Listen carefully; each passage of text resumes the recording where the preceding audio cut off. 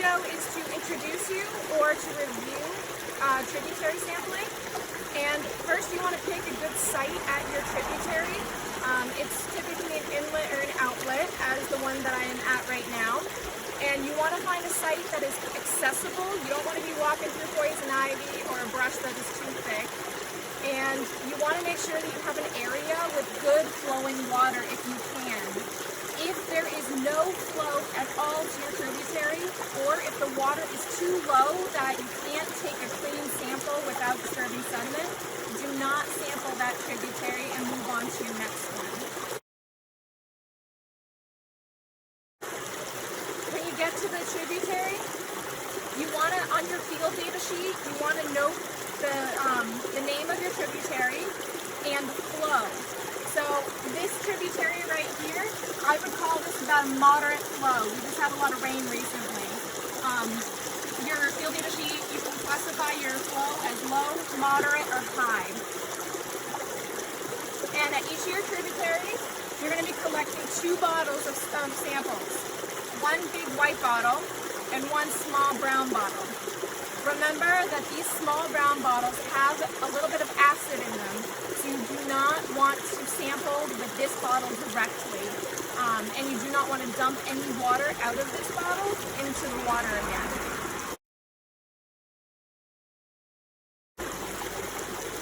So, you're going to get right down to the water, and again, you want to make sure that you have a deep enough spot so you don't disturb the bottom sediments when you're sampling. With this white bottle, you're just going to hold it upstream so that the water is flowing into the bottle. Fill it up a little bit, do a little swirl, and dump downstream to perform a rinse. Then you're going to fill the bottle up completely. With the water that is pre-rinsed in this bottle, you're going to fill up this small brown bottle. Remember, it has acid in it, and we don't want to directly put this in the water. So use this water, pour it into the small brown bottle, right up to the shoulder, right here, just below the cap line. It's okay if you go a little above the cap line or below. Just remember, don't dump any of this water back into the tributary, because you don't want acid getting into your water body. And make sure the cap is screwed on tightly.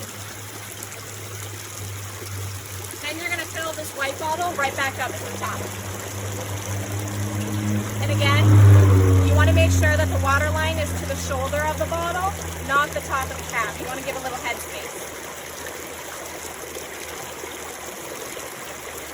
And that completes your collection of your bottles.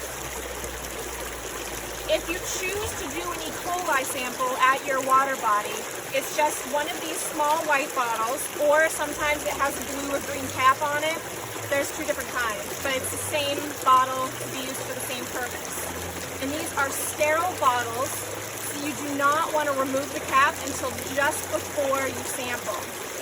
And you don't want to touch the inside of the bottle or the inside of the cap to avoid contamination. So once I open the cap, I'm going to put it down in the water, facing upstream so that the water is flowing into the bottle. I'm going to hold it down in the middle of the water. So there's about this much water in here right now. I'm going to hold the bottle right in the middle, so it's not disturbing the bottom sediments, and it's a little bit below the surface water.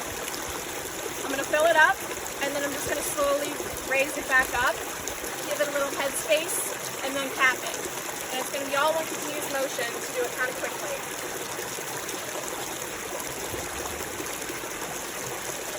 And then give a little head space and cap it.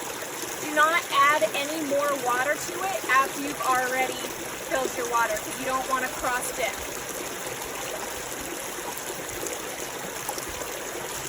And finally, you just want to make sure that you have all of the right data on your label. So at the top, you want to put the name of your pond and the town in which it is in. In the middle, you want to put the name of your inlet or outlet. So here we are at Morse Spring Brook in Jeunesse Pond, Northwood. And then you also want to put the date that you collected your sample. And you do the same thing with the small brown bottle and the E-Coli bottle.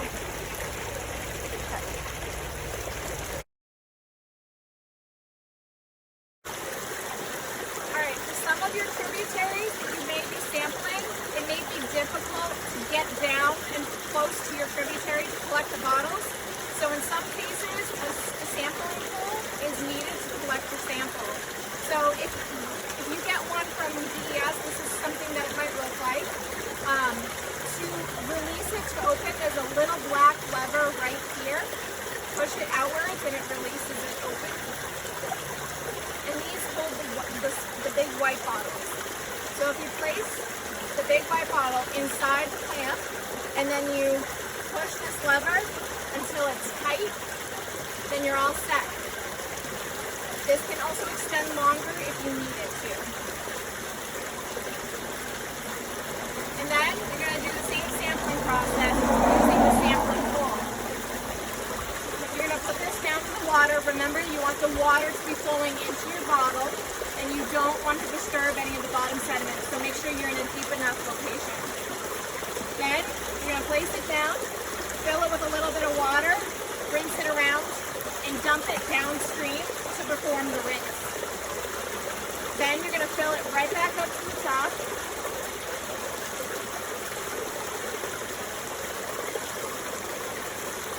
And again, to release the clamp, it's the little black lever on the inside. You just pop it outwards and it releases.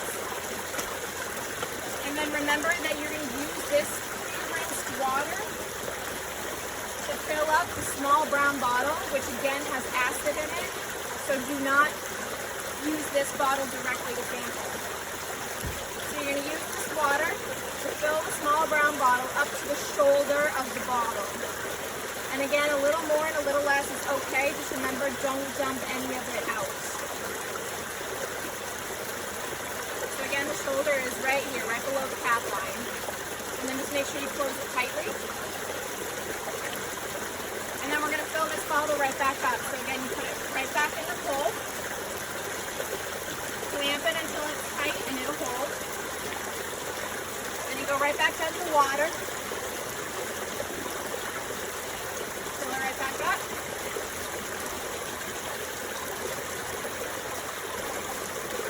Release with the black lever. And then you're all set. Make sure that your labels have the location that you are at, the name of the inlet or outlet, and the date on it. And again, when you're tributary sampling, make sure in your field data sheet you notify or write down the name of your inlet or outlet that you're at, along with the flow of the water. If it's low, moderate, or high flow. This is about moderate flow here. And then write down which bottles that you collected. So you collected a big white bottle and a small brown bottle.